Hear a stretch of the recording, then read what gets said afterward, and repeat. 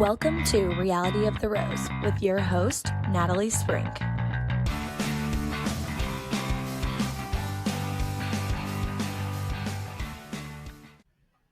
Hey everyone, welcome to episode 207 of Reality of the Rose. I'm your host, Natalie Sprink. Well, I decided that I just wanted to do another random episode today. No specific show to recap, no specific interview I'm having, just another random Natalie wanting to just have an hour or so to talk. That's about it.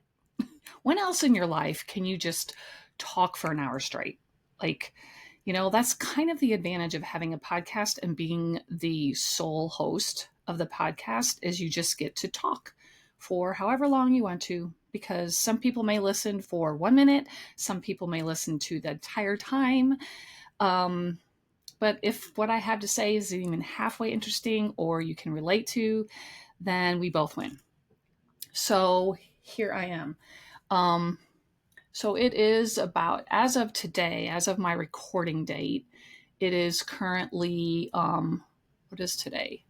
Today is the 13th of December. So Tim's birthday's tomorrow. He's going to be 59. He's going to be 60 next year. When I was a kid, 60 seemed like you're about to die because 60 is so old. Like it's so old. It's like great grandparent age in my head. And that my husband is about to turn 60 is wild to me. Kind of scary. Since I'm 29, it's weird that, the age gap is like crazy, but it's fine. We figured it out. So it's close to Christmas. I always feel sorry for everybody. My brother also has a birthday that's close to, his is the 23rd.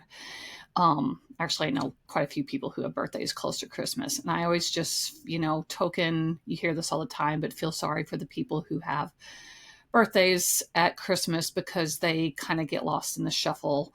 And I would hate to have, I'm a selfish birthday person. I like to be, even at 29, I still like to have my birthday honored. I don't care how that sounds. It's true. And I would kind of hate to have a Christmas birthday and have it be lost in the shuffle, because I just think it is, no matter what. I did it myself. Even with my brother, because I don't live in Missouri anymore by them, whenever we see them for Christmas and exchange Christmas presents, that's when he gets his birthday present. And even for Tim, I always think about, okay, what am I getting him for Christmas? What am I getting him for Christmas? I pick those things out and then I wrap them and I'm like, shit, I guess I should pick one of these to give him for his birthday. And so that's actually what I did this year. Wrapped them all up already. Except one thing that's still coming, but it's too little to just call that his birthday present. So now I have to go back in to my Christmas wrapped gifts to him and decide whether I unwrap it and wrap it in birthday present, or whether I just be like, ignore the wrapping paper and the ho ho ho's on it. It's actually a birthday present. It could be like, ho ho ho, happy birthday, right? That's what I could do. But I did it. And so I kind of feel sorry for him. And I know he probably doesn't care because he's a man and he's almost 60 and he could give a shit less he could care less if I wrap it, probably. He just cared that I made this peanut butter dessert that he absolutely loves for his birthday. And that's what I made him. But anyway, so yeah, I feel bad for people. I'm glad I have my own separate birthday to celebrate on a different time of year. But yeah, so it's close to Christmas. This year has been a little bit, I talked about the stress I was feeling on the last episode about Christmas. I feel like that's been lifted a little bit, probably because I've finished a lot of my stuff. I just have a few presents to wrap yet. And then I'm actually done until the actual holiday arrives. And this year, my family, we usually alternate years, and my family, my parents and my brother and his family, we alternate. And one year we'll all go down there and celebrate Christmas down there, and then they'll all come up here and we'll celebrate up here. So this is the year they come up here.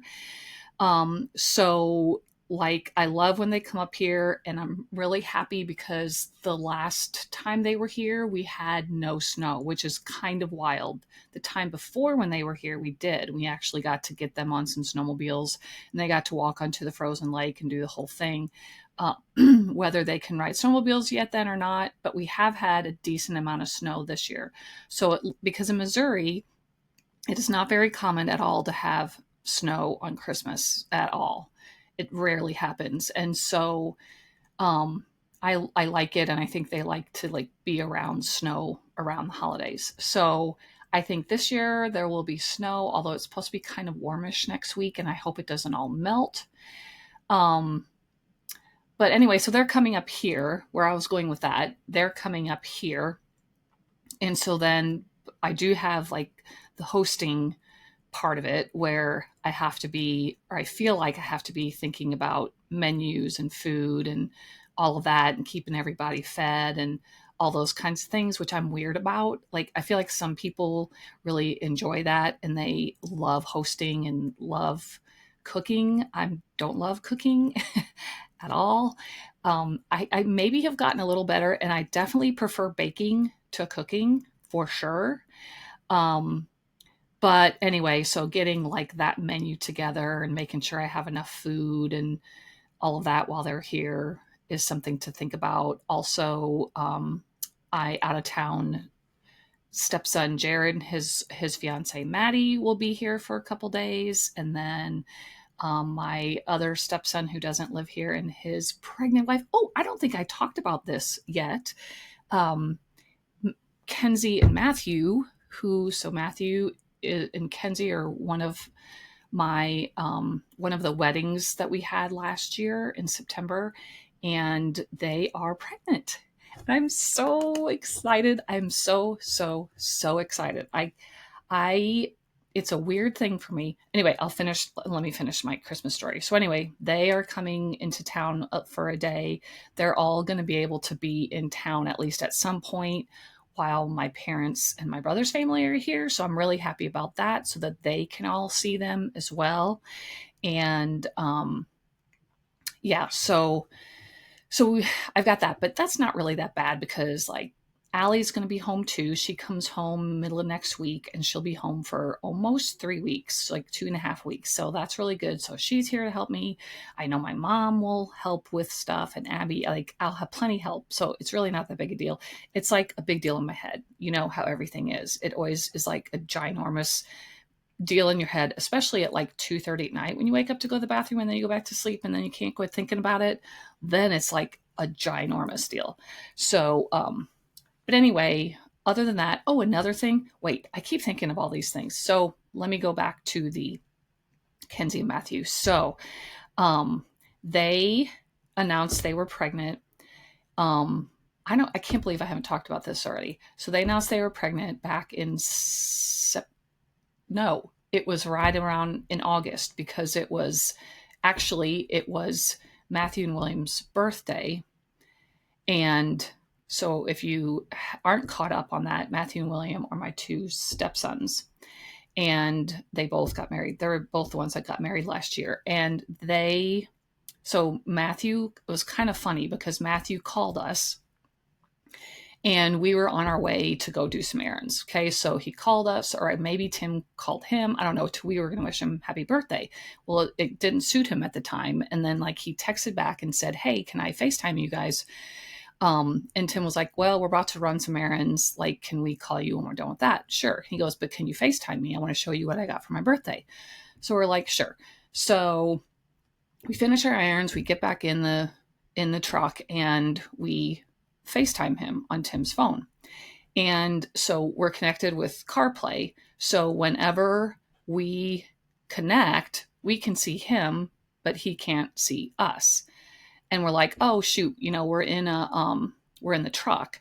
And because we're old, and because we don't know completely how to navigate all that stupid stuff, I was trying to like disconnect us from CarPlay so that we could see each other. and I couldn't do it, and it wasn't working. I disconnected, whatever. It wasn't working. So I was like, shit, I can't do it. So I said, let's hang up. I'll disconnect. We'll get disconnected. Try again. Still on Tim's phone. So I disconnect, or thought I disconnected, call him back, and it's the same thing. We're still effing, he can't see us. Matthew and Kenzie, I didn't know if Kenzie was there or not, but Matthew couldn't see us, and we're like, well, can you just show us? Like, can you just show us? We can hear you, so it's it's not that big a deal. And he's like, I would kind of like to see you guys' expression. And we're like, damn, what is this? I mean, at this point, don't know why I'm like, oh my God, I know what this is. But I wasn't. None of us were. We're just like, fuck, okay. So I'm like, I still can't see you. I don't know. And Matthew goes, why don't you, Natalie, call from your phone? Okay, fine. This takes a while. This is like 10 minutes have passed, and we're cussing, and Tim's like, what, like, just show us.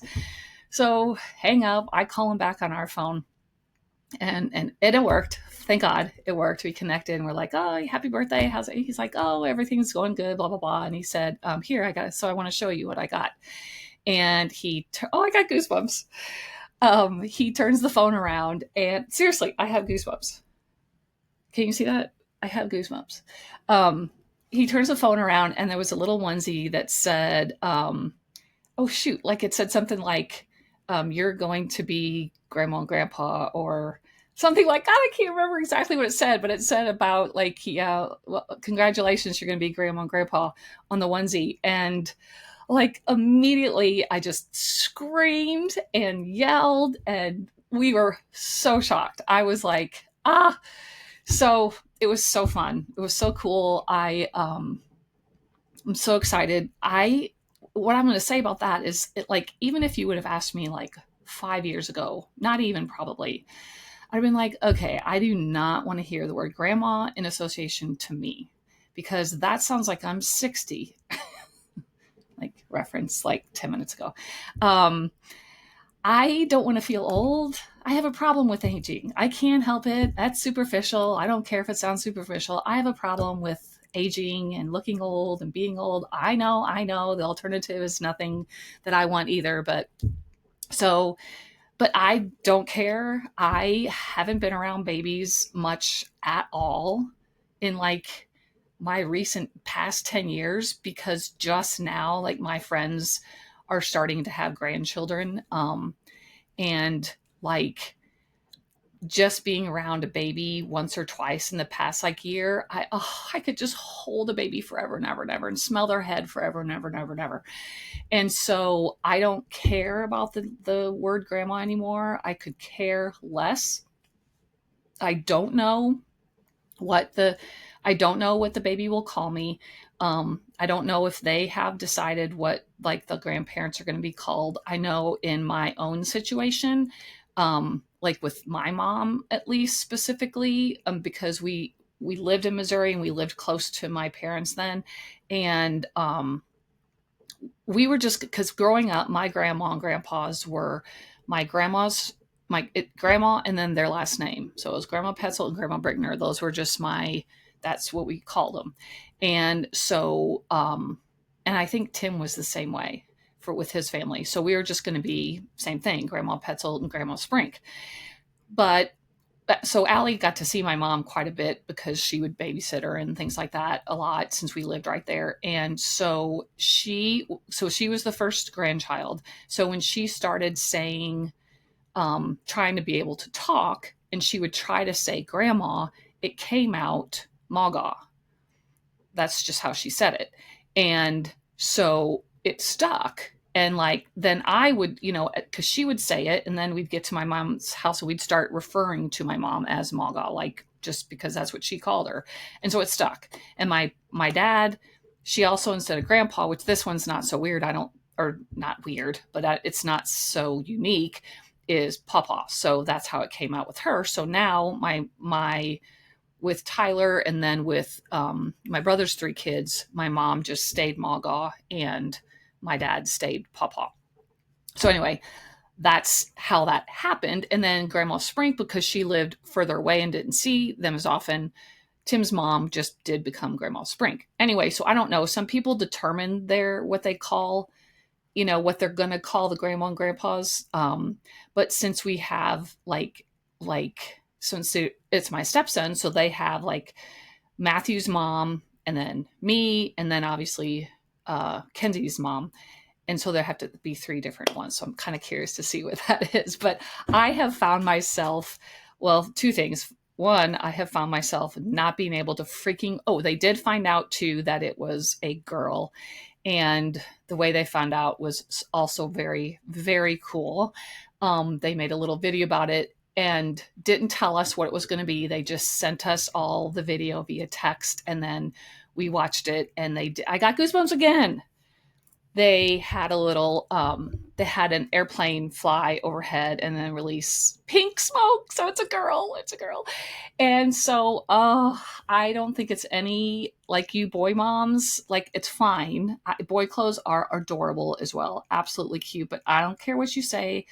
Girl baby clothes are just irresistible. And there's so many different things that you can buy. You know what I mean?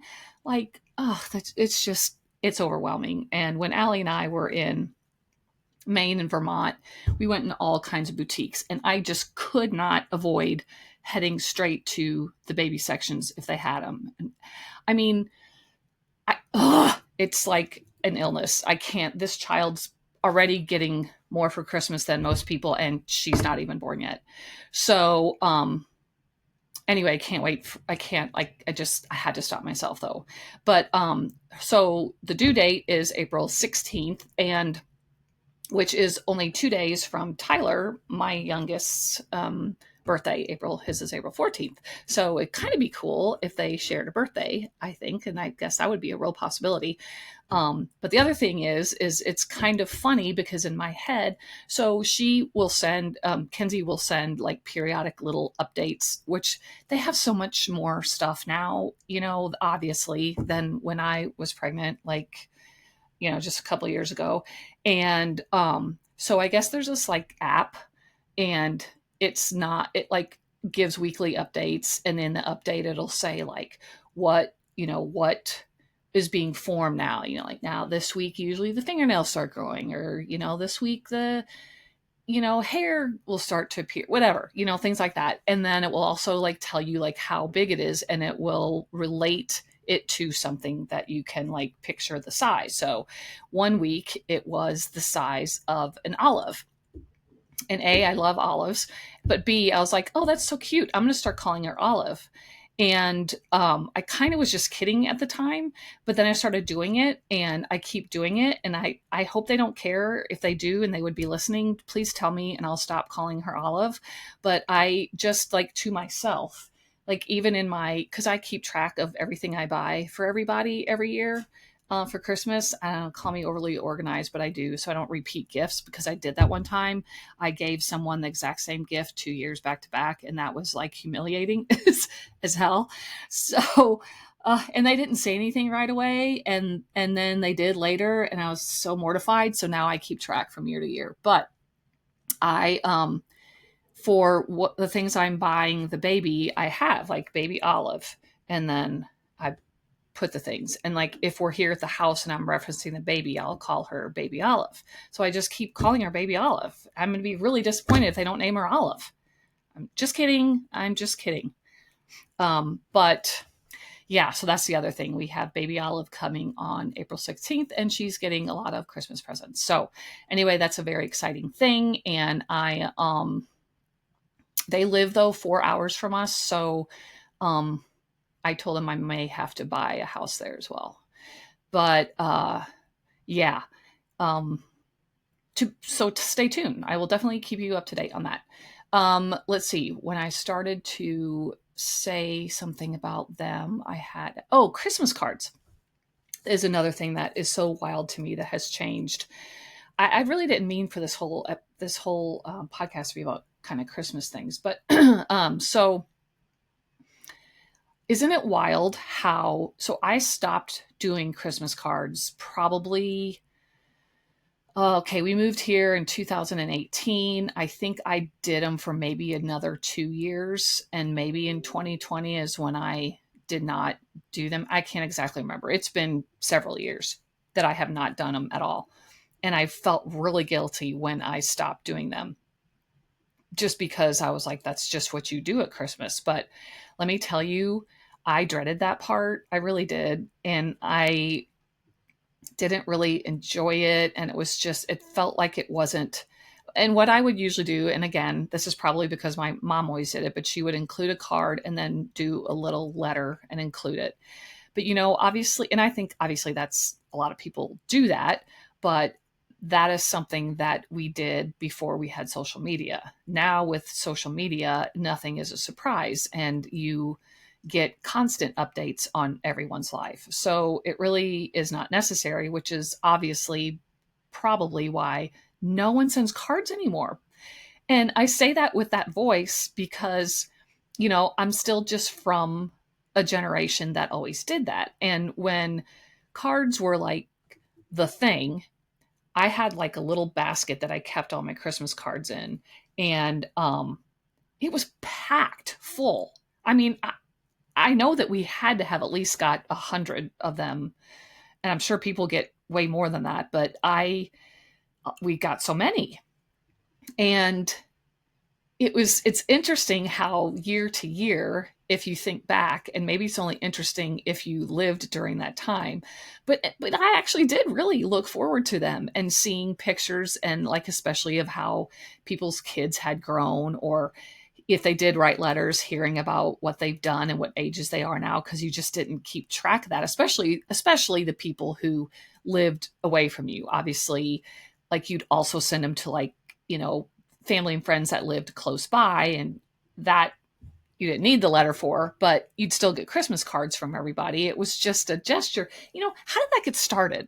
When you think about it, because it makes sense for the people that you don't see every day, or even see on a weekly or maybe even monthly basis. And that's true. The ones I look forward to the most is the people who I hadn't seen in months or even years. But really, what's the point of sending them to like your parents or like your first cousin who you see all the time, or your best friend who you see all the time? How did that start, and why did that become a thing? Because unfortunately, too, it's something that you spend a ton of time on. I feel like, or at least I felt like I did, it got easier. It definitely got easier when you got to the point where we had like Shutterfly and Mint, and isn't that what's called, Mint? And places like that where you could just have your cards printed, and you just sent off for them, and all you had to really do is stuff the envelope and still address them and stamp them and stuff. But still, it took time, and it was expensive then too, especially more expensive at that time. Plus, you had to buy all the stamps. And I had quite a list. I had, let's see, because I remember I had 30. Because I used to print my labels, and I had 30. So I had probably about 100 that I sent out. And that's not cheap. It really is not cheap. And so when I quit doing it, first of all, it was one less like stress that I had to think about. It was also a big cost to cut, and time to do all that. And but I do still remember the days where you would get a picture printed like at at the 1 hour Photoshop in at Walmart or something, and you would you take a picture with your family, and that's the one you'd use for your Christmas present. I can still remember specifically one when Tim's boys, my stepsons, were all young, and obviously then Allie and Tyler were young too, but we would always take ours. We used to go to a lake in the summers that was just whatever, it doesn't matter. But we'd go to the lake, and we would take a picture on our boat with them. And often we would bring Santa hats along, and we would all sit on the boat and have our Santa hats on and take the picture. And it was cute as could be. I loved it. But we would do that. So you'd like have to take the time out, do that, make an effort to have your Christmas picture be what you want it to be. And then you get them printed, then you buy actual cards, and then you actually sign them. And if you write a letter, then I would write a letter, and I'd print that on like Christmas paper, fold it up, put the picture in, put the letter in, stuff it, stamp it, put the address on. I mean, that took a lot of time. Uh, so, I remember back to that. So thinking of it now where I don't even do it all, but also thinking the progression of how that progressed. So then it progressed to, like I said, like the Shutterfly method, which, and I say that one because that's what I always use, that they print the card and you just had to do a little bit less. And then I just quit writing the letter, and I would just write a little, kind of just a little paragraph that said briefly what we did. Um, because before that I would do like a whole paragraph on each kid and then a paragraph on me and Tim, and it was like a freaking two-sided letter. Now we don't do any. And I so far I've definitely seen it just progress little by little by little through the years, and I really have been conscious of it and paid attention to it. It's not something that is not lost on me, I guess is what I'm saying. And it's so interesting how every year I get a few less cards. And so far this year, like, I would say, if I'm remembering correctly, which who knows if that's the case, but I remember by this time, again, it's the 13th, I would have this coming week until Christmas is probably when I would get the most. But by now, I'd at least have 20 or 30 by now, at least, maybe more than that. But now I've gotten three of them, and they're all also from people who are like my age, so it's the people that are still carrying on that tradition, which good for you. Like, if you're doing that, good for you for still taking the time to do that. But I will also say I'm a little guilty of even looking at those a little less than I used to. And again, I attribute that to social media, because these people I sort of already know because I watch their social media, and you're more or less a little bit like, oh, we got a card from so and so, sounds good, and then you lay it down, and that's about it. You don't look at it again, which maybe people never looked at them again anyway. I always did. I would always look at them, read them, and then put them in that basket. And then at the end of the holidays, I would feel guilty about throwing them away, but like, who keeps that, right? So I would go through them all one more time, and then I'd throw them away, whatever. So I just think that's another interesting little change in our society that has gradually just been lost over time. But it's okay, because, right, we see enough of everybody on social media the way it is. Speaking of, well, that's not really speaking of social media. I'm just thinking of Christmas and how busy everything was. I had two horrible experiences with Walmart in the past like week and a half. So ever since, one of the good things that has come out of COVID is the fact that we have Walmart pickup. And not just Walmart pickup, obviously pickup with everything, but I was really slow to get on board with the Walmart pickup. And I may have talked about this already, but I don't know. I think I was mostly concerned with like picking out my produce myself, because like my oranges have to squeeze a certain way, and my apples have to look a certain way, and my grapes have to be a certain thing, especially my fruit. Not really so much my vegetables, I don't think, but I just was paranoid about that, and I was like, no, I don't want to do this pickup. I'm just going to go in, do my shopping. So I didn't do Walmart pickup until probably like 2 years ago. Maybe not even that. But once I tried it, it was life changing. And I don't say that as a cliche. It literally changed my life and gave me so much more time than having to push that cart around. And on top of that, it pisses me off now when I am in Walmart, because so many people do so many pickups that the people doing the pickups are in the aisles, and they're constantly in your way, and they're never nice. They're never nice. They're never like, oh, so sorry. You go ahead and get in there. No, I don't think I've ever encountered one person, because I still go in on occasion to get just a few things, but they're not that nice. They need to train them differently, because that's kind of sucks.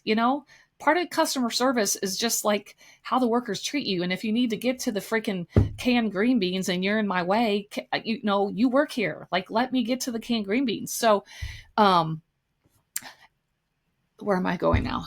I lost my train of thought. Oh, so So it just takes too much time. It takes so much time. And I honestly didn't believe people when they said you'd spend less money, but you absolutely do, because now I make a list and I only get what's on my list. Now I do run into the thing where I might have forgotten something on my list. And like if I would have been shopping in the store, I'd maybe even see it and be like, oh shit, I forgot I needed that and get it. Well, now like you're just kind of shit out of luck if you forget something. But either way, and like you don't have to tip them, and I hope that lasts, because like I can just see in a couple years you'll have to tip the Walmart people that are, you know, filling up your car, and I don't want to have to do that yet too. But it's so nice. You just open your trunk, they stick it in there, they close your trunk, tell you, now those people are nice. They tell you to have a good day and you're on your way. Oh, life changing. Well, this past week when I went to do it, you know, if you do it, you know already, but if you don't, which you're probably living under a rock if you don't at this point, but when you pick your pickup time and it gives you an hour of range, right? So like I think it was, yes, so my hour range was 5 to 6. Well, I also had some other errands to run. So I went and but very often, actually more than not, so if my time range was 5 to 6, I'll even get a text at 4:45 saying that my order's ready. So it'll even be ready early. Really, I get that more than not. So anticipating that, I was like, okay. So I went to town, got like did a couple other errands and thought, well, you know, even if they text me that's early, obviously I have that whole hour, and I know they give you grace period anyway too. It's not like if you don't get there by 6, they'll like put it all back on the shelf. So I went to run a couple other errands thinking I'd be done by 6:15, whatever. So I did that. Well, by 6:15, I still hadn't got a text. And I was like, what the heck? So then literally about 10 minutes later, I got a text that said, your order's running late. You know, we'll let you know when it's ready. And I was like, great. So there was one more errand I had to run. I went and ran that errand. Then I went and kind of did like random stuff. I went and got gas. I went and got, oh, I haven't, did I already tell you this story about Starbucks? I might have told it last week. I might tell again. This is a risk of me having a bad memory, is not knowing if I've said this and you're all like, yeah, you already told us the story. So I went to Starbucks and got my favorite holiday coffee, and I 99% sure I told this story, but got that coffee and then thought, well, I'll go wait and sit and just scroll my phone or whatever. So I go and park. Mind you, I might have my times wrong because I know I sat for longer.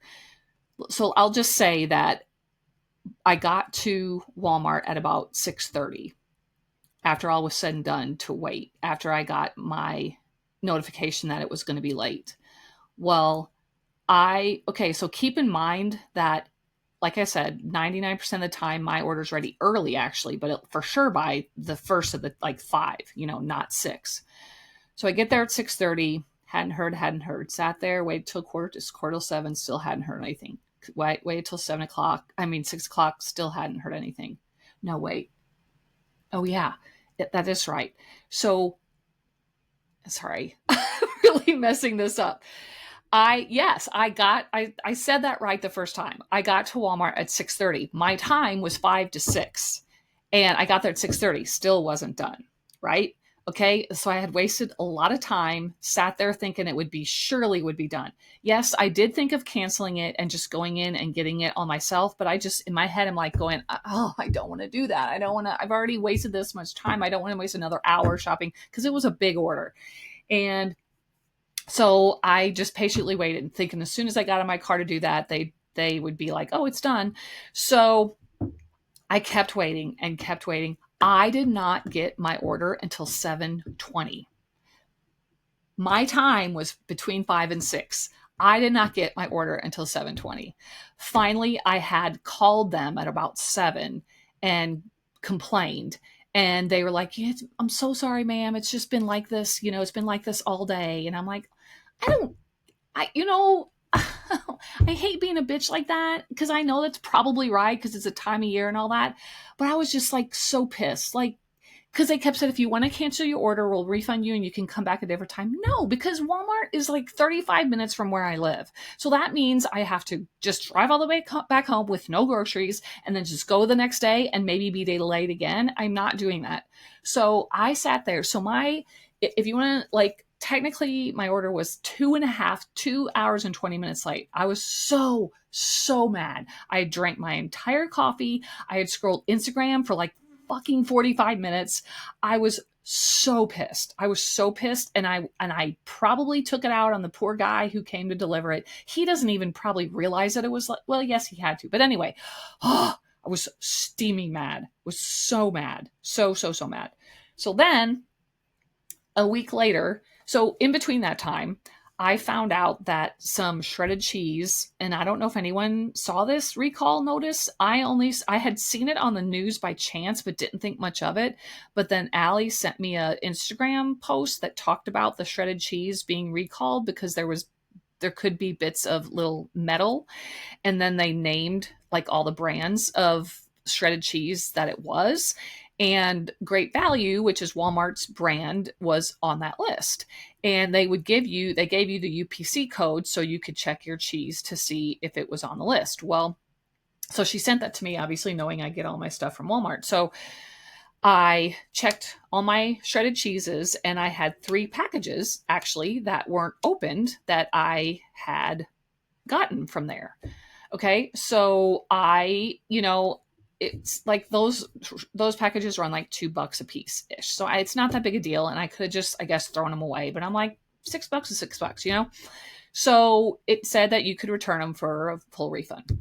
So then the next time I went to Walmart, I got a pickup and I was really happy because I was like, please, I'll give you another chance, but please don't be that late again. Please don't force me to have to go back in and start shopping again. Well, thankfully, it was like always, and they texted me 15 minutes before it was done, and it was ready quickly. And so I was really happy about that, but I still had to go into Walmart to go exchange this cheese. So I got my groceries, picked them up, went and parked, went inside to get the cheese, walk up to the counter, and I have my 3 bags of cheese, and I say, I need to return these. And he looked at me like, why? And I guess maybe like every employee doesn't realize that this has happened, but you would kind of think that if there's recall items, they would have, especially the people that work at the customer service, like that they would know that, right? Wouldn't you think that they would be like, oh yes, I remember we had this cheese recall. I don't know. In my mind, they should know this.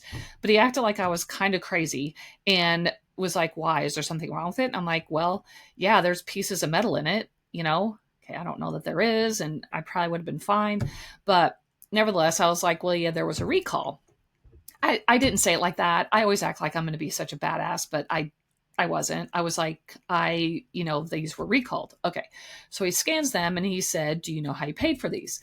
And I said, yeah, because I use Walmart Pay, and my Discover card is what is on my Walmart Pay. And even if I don't use Walmart Pay, I use that credit card because I use that credit card for everything. So I knew that that's the credit card I made. Now, granted, I might have bought these bags of cheese at different times. Like I might have bought one last week and one of them might have been from the week before because it's like a staple that I always buy because I'm always using it. So he scans it and he says it's not there. And I'm like, well, I mean, I know I don't ever use another credit card. That's literally the only credit card that I use when I come to Walmart. And he's like, like he was doubting me. I'm like, it's literally Great Value. I mean, it's not like I went and bought this at, like Triggs and brought it here to return to try and get like scam you. On top of that, it's $2 a bag. Well, I'm this big scammer. I'm going to get $6 back from you.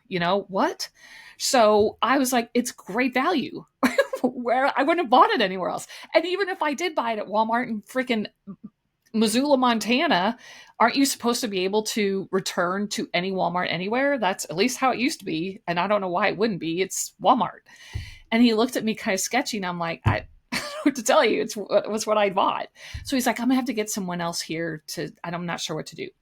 So he brings this other girl. He calls for another girl. Okay. She takes a while to come. She comes over, not friendly at all, doesn't look me in the eye, doesn't say hello. She completely like there wasn't a customer standing there. He tells her what the deal is, and she kind of acted sketch about the recall thing.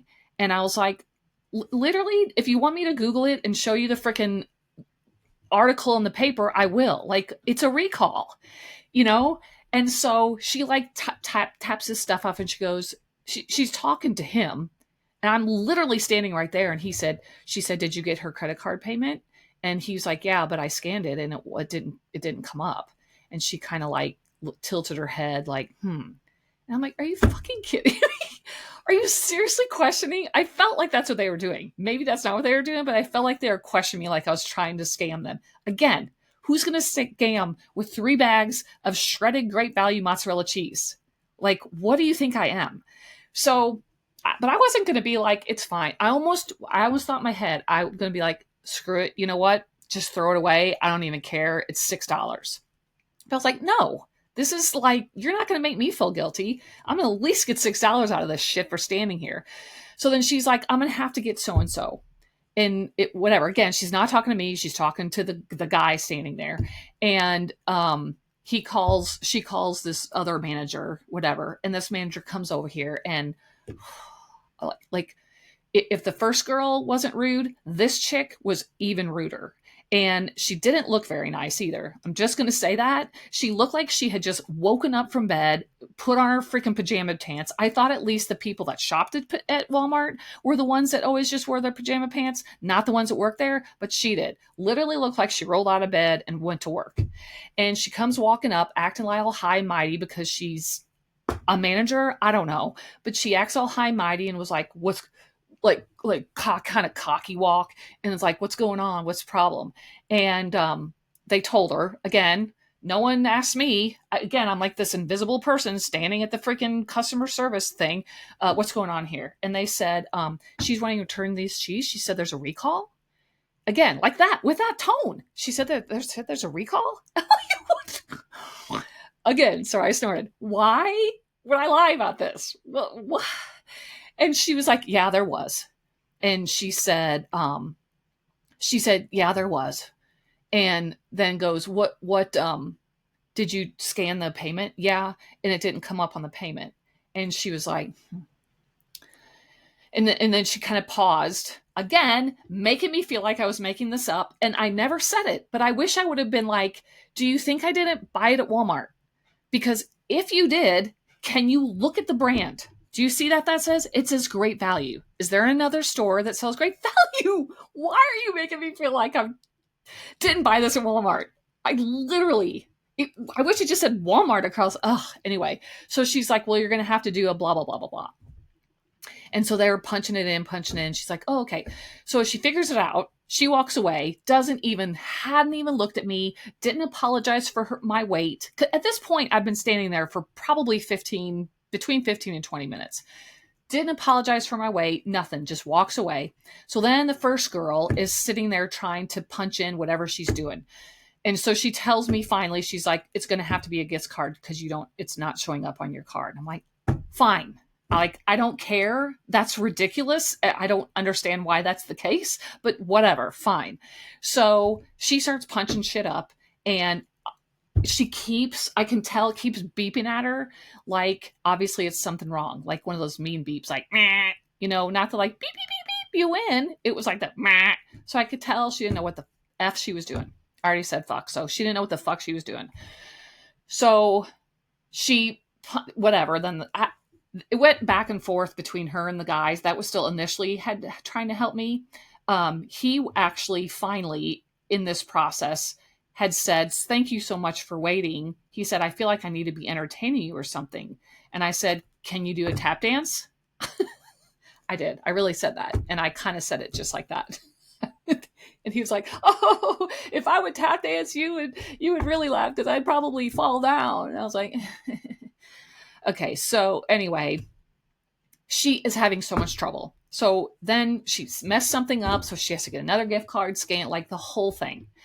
Finally, I get my gift card, and I had been there for like 23 minutes standing there waiting for this whole freaking thing to happen for a $5.91 gift card.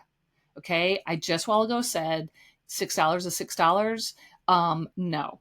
The next time I have 3 bags of shredded cheese that maybe have metal in them, I'm just going to risk it and eat them anyway well, or pitch them and just call it a loss, right? Fuck. So Walmart is kind of on my shit list right now because of their rudeness and because of their lateness on the pickup. But yeah.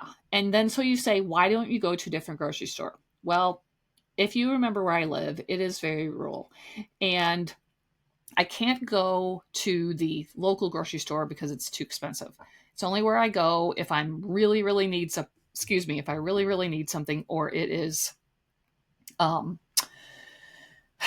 lost my train of thought again, or whatever. I just don't want to run to 35 minutes away. So I could get there. Then there's another grocery store that's in this town I shop at that Walmart in, but it's also super expensive. And then there's Aldi. And I need to probably go to Aldi's more because everyone talks about how great Aldi's is.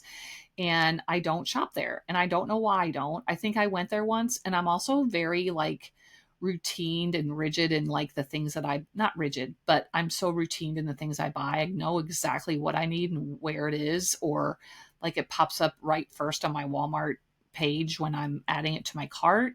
So I'm just used to that. And like I went to Aldi's once and they didn't have the stuff that I was necessarily wanting, and that annoyed me. So I just don't go back there. Like on a very occasion, I'll go there and just browse around to see what they have. Cause like my hairdresser even finds like cute clothes and things there. But I just don't have the patience to go to 2 different places either. I just want to go to one place and get home. So Walmart's just the easiest and honestly the cheapest where I live too. And it's just easier. So that's why I go to Walmart, even if they're rude. Okay, so let's move on to a little bit of TV here. So I also, for those of you who listen to my Golden Bachelor recaps, I am jumping to that. And I am honestly shocked about what I'm going to tell you. It's not like that shocking, so don't like get your hopes up. But you know how nobody hardly at all was a fan of Mr. Mel Owens, the second Golden Bachelor. And he was boring as paint drying. He seemed to know like 3 words, that he would respond to with any of the women. He answered in 1-word sentences or, well, 1-word words or grunts. He was just not a good bachelor. Whatever. You don't have to hear this over and over. You heard my recaps, hopefully, and it had terrible, horrible, terrible ratings.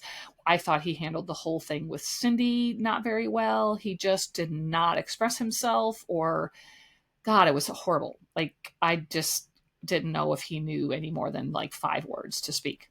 Well, this past week, Dear Shandy, which I talk about often on the podcast, that podcast had he and Peg on. And they have a segment they call Love Fest. And so they were basically wanting to just interview them about their lives now that the show is over and ask them a few things about the show too. And it was about an hour and 20 minutes long. I don't know who this man was that was on the podcast with them, Mr. Mel Owens, but it was 1000% not the man that was on that show. It was wild how different of a person this was that was on this interview. He wouldn't shut up. Like literally, it was almost to the other extreme. While I was like, will you quit talking and let Peg like get 2 words in?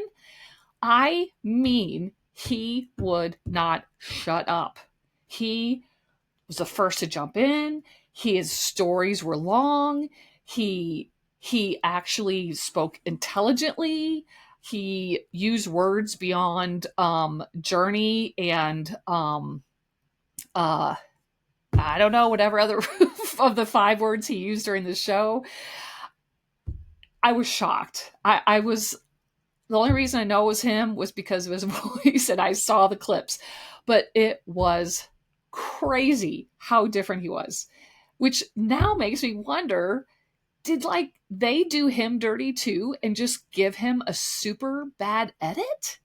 Like he couldn't have completely avoided like showing some of his personality. Like we saw zero of this guy's personality. And like, it was wild. You just have to listen. It's really a must listen to because you also kind of learn a lot.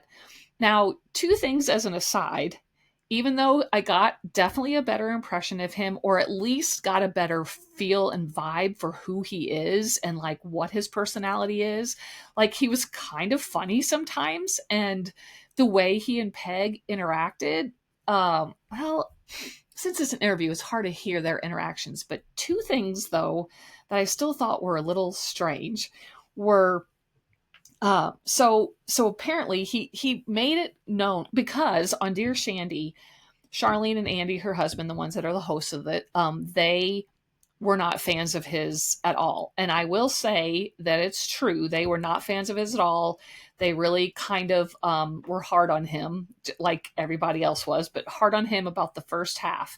But then they started warming up to him and they started being like, you know what? I don't actually think he's that bad a guy. And I think he might actually know what he's doing here. And he might actually like be doing all this stuff for the right reasons. It's just his way and his method of wanting to do it and not succumbing to what the show wants him to do, which is not true. But funny enough, when I would listen to their podcast, I was like, no, I don't want you to start liking him because he's so boring and he has zero personality and these poor women deserve better.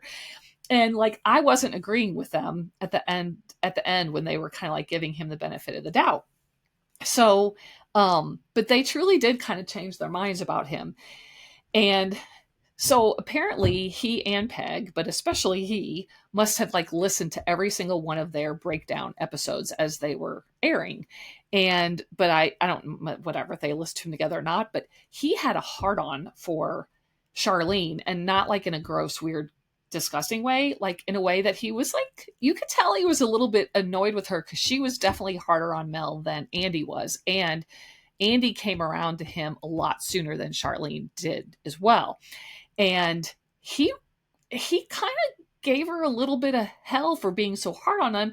Although okay, let me continue. So and he was calling her out. He would call her out by name all the time. He'd go, hey, Charlene. Hey, so on that one time when you said this and this and this and whatever, but he would always go, Charlene, hey, Charlene, did that prove to you that blah, blah, blah? It was like he was trying to almost too hard to prove to her that she was wrong. And I kind of like, I guess I can't speak to if someone was constantly giving me a hard time about what they were seeing on a TV show and like were really dissing me and like, weren't impressed with me, I would have a little guards up too and be a little defensive. But I was still like, you had to have seen the things that she was seeing. I mean, again, we're going based off the edit the show is giving us. So, but he kept calling her out on stuff. I think he kind of warmed up to her, definitely more by the end, but he was still definitely, I've said definitely a whole bunch of times, he was so on team Mel Owens. I mean, he was much easier on Andy, and you could tell he really liked Andy because Andy was more pro Mel. But the other thing that was weird that I thought is he knew all these things about them. It was like he was uber focused on their podcast recaps about them and only theirs. Maybe he did this with every other podcast too, but he definitely did his research on the two of them. Like somehow they were, I don't remember how it came up, but somehow cooking came up and they were talking about how he went to culinary school, Mel did. And Andy said something about, I don't know, eggs came up. And Mel was like, well, Andy, I know how you feel about eggs. And Andy was like, what? And he was like, well, I know you like your eggs softly scrambled and blah, blah, I don't know, went on about that. And Andy's like, wow, you've really done your research. And he's like, yep. I mean, when I go on a podcast, I'm going to know who I'm talking to. And I'm going to know, or not when I'm on a podcast, I forgot how he said it, but if I'm going to interact with someone, I want to know something about them. And so and I'm sure Andy's talked about that on the show at some point, but that he knew that was kind of weird. And it kind of felt too like even Charlie and Andy were like, okay. And then he knew that he was like, Charlene, hey, Charlene, you're an opera singer, right? And she's like, yeah, which is not a secret. And she talks about that a lot on the show, but it's not something that just a normal Joe Blow would know unless they listen to the podcast all the time. And I can't see that before he was The Bachelor, he would have listened to it all the time. But he had some story about an opera story that he told her. And then he said, I, I, I don't know how it came up, but he said, well, Andy, so I know that you used to be a stand-up comedian and then you quit doing it because yada, yada, yada, yada. Well, again, I listen to this podcast all the time and I didn't know what he was talking about. Like, if he's ever talked about that in the podcast, it was Andy. It was maybe once and I didn't listen, and it's not something they ever talk about.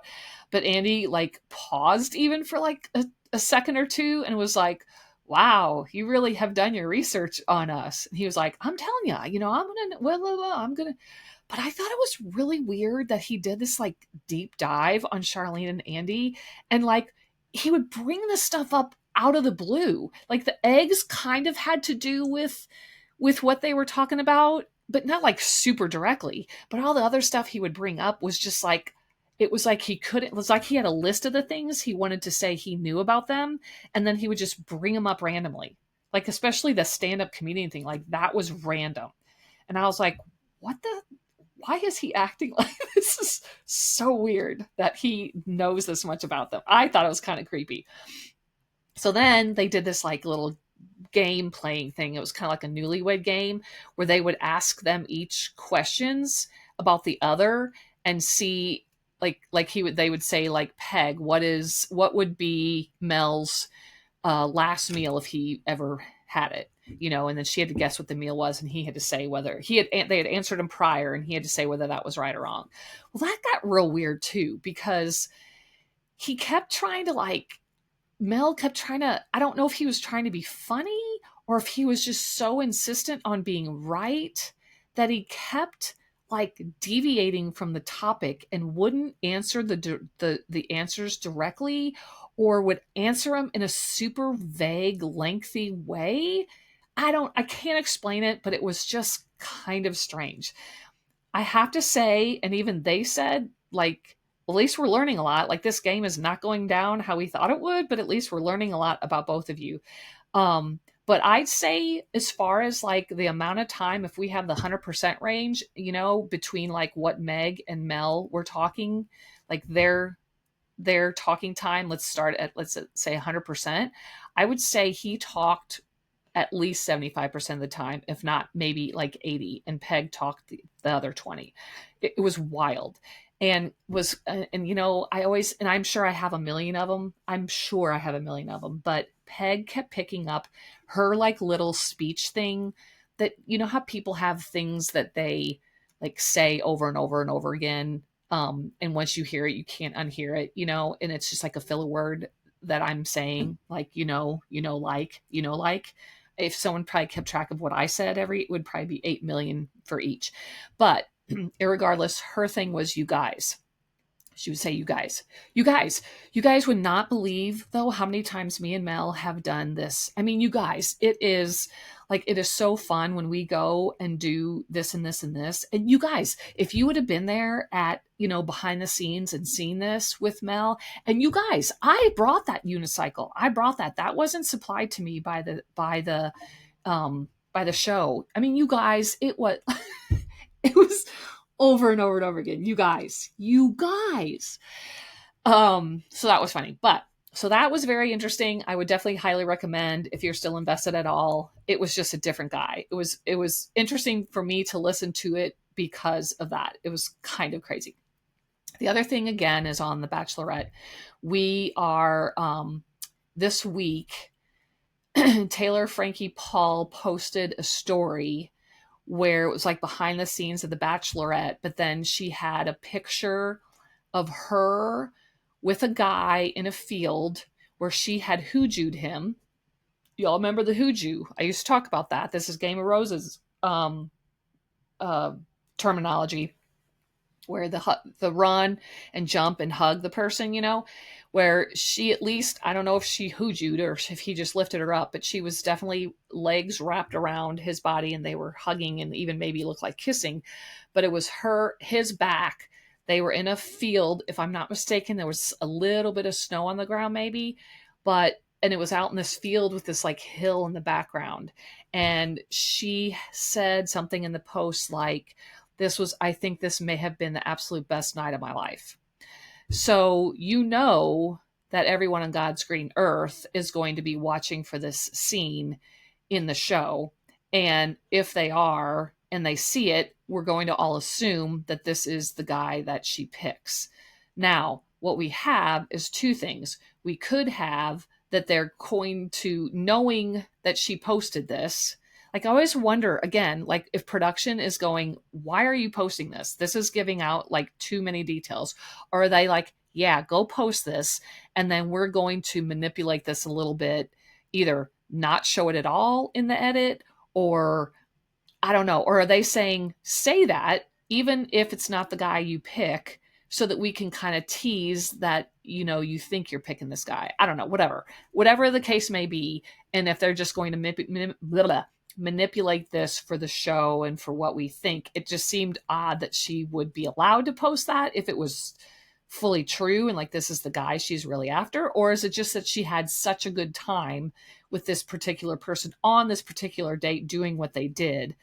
But it was definitely not like, they were like doing something crazy that would have been so fun, like being at the top of the Eiffel Tower. I don't know, whatever. They were just literally hugging in a field, whatever. So she posted that.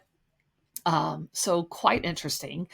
Um, really, really anticipating the release date for the Secret Lives of Mormon Wives 4, so we know what all will go down.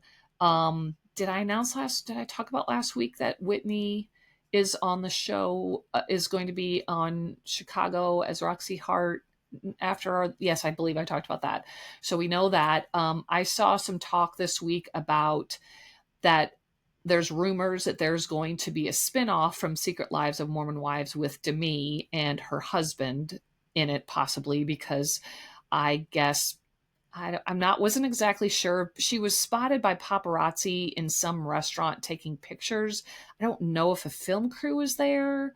What they did have, someone did catch Whitney, and it looked like she might be in some movie, and she talked about getting some kind of acting gig, but she was seen sitting on a couch, like on a sidewalk, it looked like, but she had a film crew around her.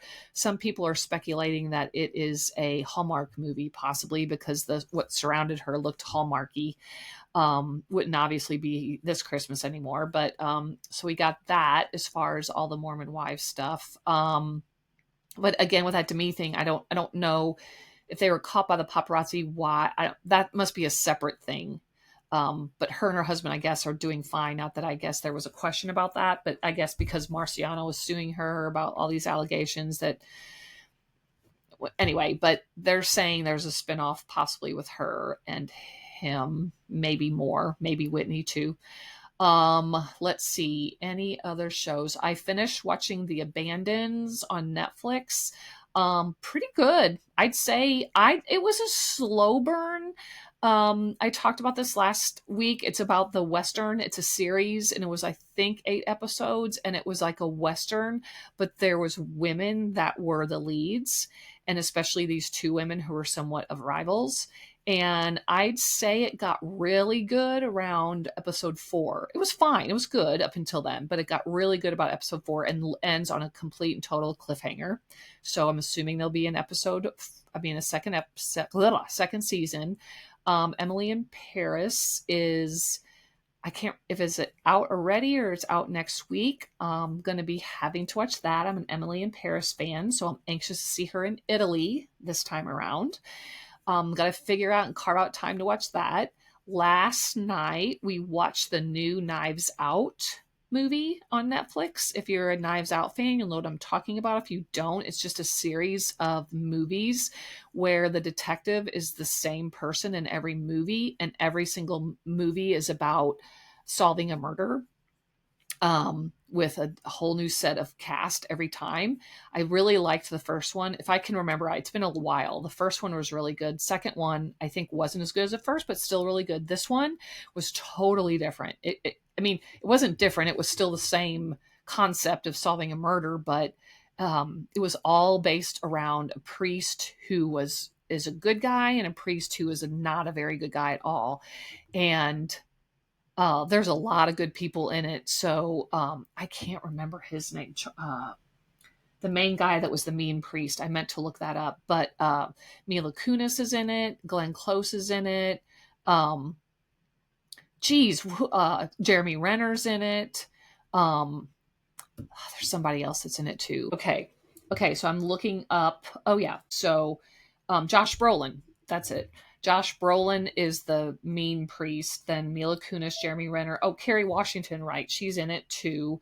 Then the ones that and Glenn Close, those are the people that I knew. Then there's Josh O'Connor. He is the one that is the good priest. And Andrew Scott, Daryl McCormick, Kaylee Spaney, Thomas Hayden Church. You all know him too. He is in it as well. But it's good. It was really good. It always kind of takes turns you don't expect. But I would recommend it. It's 2.5 hours, so it's a long movie, but it is worth it. So yeah, I sat here and got to talk for 1 hour and 5 minutes. I hope you had fun. I hope you enjoyed it. I hope you could take something from it. I hope like, I like to think I'm not too boring, but I also like to think that when I'm talking, like, just in a, how you always wonder, like, you think something about yourself, but you don't want to be like patting yourself on the back or be naive to what you really are. Maybe you don't think that. I'm bad at that. About always second guessing how kind of person that I am versus what I think I do, but I feel like I'm a really good listener in a conversation, and I definitely am a question asker. Maybe too much so. I ask very many questions of a lot of people, but like if I'm in a conversation with people, I always want to ask questions of them. And I think this is a pet peeve of mine. I've talked about it before. I always am disenchanted when I'm having a conversation and the other person I'm talking to literally asks me 0 questions. And it's even worse when the person doesn't know me as well or hasn't seen me in a very, very long time. And it's like they could give a shit less. They just want to talk about all the things that they've been through. And it's fine. I'll sit there and listen, and I'll listen, and I'll blah, blah, blah. And I also don't like when people like try to one up you all the time. So I try to not be like, oh, your daughter went to the moon. Well, my daughter went to the moon twice, like that kind of thing. I try not to do that, even if like it would be true. I'm sure I do it to a certain extent because I think everybody does. But like, I guess where I'm going though is I have like a handful of people in my head that I know when I talk to them, I'm literally gonna not get asked one question about myself or about us as a family, or anything. Even if they're like, "Oh, hey, how's Tim and what he's doing? What's Tyler doing now?" Anything, like it's a real pet peeve of mine. And so I feel like when I'm talking to someone and it's my turn to talk and I'm talking a lot, I feel like I start to get self-conscious, like I'm talking too much and not asking questions. So I'll all of a sudden just cut off my conversation. Or the first time, like another thing that I don't like when people do is if you're talking to them and they literally like get distracted so easy. I take it that I'm a boring person to listen to and that they're sick of listening to me talk. And I take that cue like that and we'll just wrap it up. Whereas sometimes if it's reverse and if someone else might have been telling a story for like a half an hour and I'm like, okay, get it. You don't have to tell me like at what 2:33 this happened, and I'll kind of like, what's the saying? Like if I've said that's crazy 3 times, wrap it up. But like some people that if a conversation's happening forever, you get interrupted and something interrupts it and you're like, I get the story now. But then you go back to it and they're like, anyway. blah, blah, blah, blah, blah, blah. You're like, oh my God, it's still not over. So I also feel like I try to wrap up my stuff like quick if I feel even an inkling that the person's starting to get bored. But what I hate is like, even if I'm not talking that quick and you're like, something happens over there, you can tell they're listening to the other conversation. So it's happened to me before where I'm like talking to someone, I'm telling the story, and really you can tell their ear is listening to the conversation next to you, because all of a sudden they'll go like, if you're watching me, my eyes are moving to over my head, and they'll say, I'm talking, and then they'll go, no, he was that was on Thursday that he did that, not on Wednesday. It was like, remember, because and you're like, what? Hello. I was just telling you a story. um I just can't, like, I don't know, I kind of can't comprehend doing that in a conversation. Even when my kids were little and I'd be talking to a friend, I mean, that's a big thing, like when your kids come up to you and they're like, mom, mom, mom, mom, mom. I would always, because I hate it when you're talking to someone and the little kid, if he really needs something bad, he's hurt or something's, but not that it's just if they're interrupting the conversation, because I feel like that is a rude thing. Like or not a rude thing. Well, it is, but it's a child. So, but I think it's a good lesson to teach your kid to not just freely interrupt every conversation just because you want something that moment. And it's good to start that at a young age. That's just my opinion. But if the kid comes up and, they are tattling or just whatever, that I would always like stop I would if they just kept poking me, I would at first wouldn't even acknowledge it, because mom, mom, mom, and then if it got so annoying, I would go to the person I'm talking to, hang on just a second, Allie, I'm talking to so and so right now, so you need to just let me have 10 minutes and I'll help you in a little bit. Or I would say, okay, there is a cup over on the counter, so go grab it and then just let me talk to so and so, whatever. I would like handle the situation, but I'd tell the person, hang on just a second. As soon as I was done, I go, okay, sorry about that, go on. Okay, that's what I would do. I really get annoyed if I'm doing that and like say it as a little kid, which I don't have that really anymore because none of my people have kids, but the kid comes up and they just like don't say anything. They just go, what's wrong, Allie? Oh, you want a snack? Okay, let's go get you a snack. And I'm like, what? Okay, I was just telling you a story, or you get a message on your phone and you just like start texting while I'm in the middle. Anyway, that was my pet peeve tangent. But anyway, so where I was going with that is the fact that this is my podcast. No one's here to interrupt me. No one's here to like have one of them, my pet peeves get in my way. I just talk, and if you want to listen to me talk and listen to my stories and listen to my recaps and listen to whatever, then you can.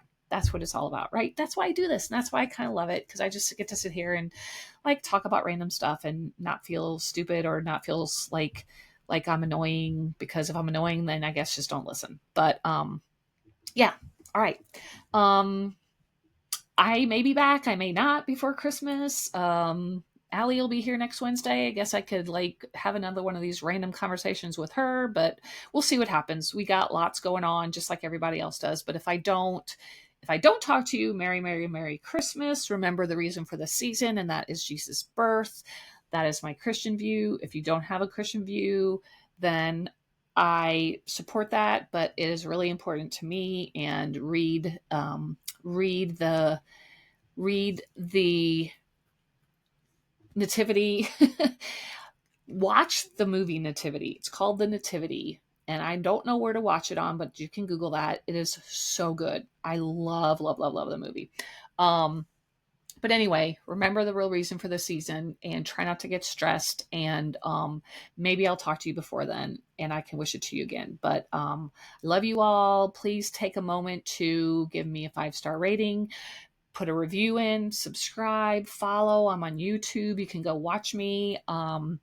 Like all the things. I appreciate it all. Let me know input. I welcome it all. And I will say goodbye and be calm, be strong, be kind, and be grateful. Bye.